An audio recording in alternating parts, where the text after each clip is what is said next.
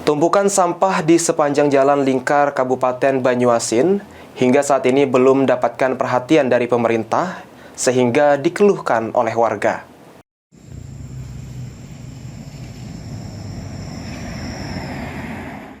Tumpukan sampah di sepanjang Jalan Lingkar Kabupaten Banyuasin menjadi pemandangan sehari-hari yang mengganggu kenyamanan dan kesehatan masyarakat.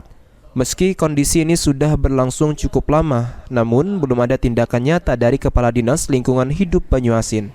Kondisi ini dikeluhkan warga dengan minimnya perhatian dari pihak DLH, terutama Kepala Dinas yang dinilai lalai dalam menangani masalah sampah.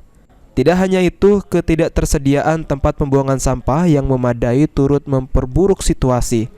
Sampah tersebut dibuang oleh pengguna jalan yang melintas di Jalan Lingkar.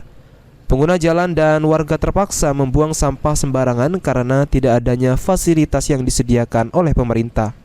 Warga sangat menyayangkan sikap pasif DLH dalam menangani masalah ini. Menurut mereka, kurangnya fasilitas TPS dan pengelolaan sampah yang tidak efektif akan berdampak buruk bagi kesehatan masyarakat dan lingkungan sekitar. Sayangnya Kepala DLH Banyuasin saat ditelepon tidak merespon dan belum bisa memberikan pernyataan resmi terkait kondisi ini. Warga berharap dengan adanya pemberitaan ini, Kepala DLH dapat segera mengambil tindakan untuk mengatasi masalah sampah yang sudah meresahkan masyarakat. Suryadi, PAL TV.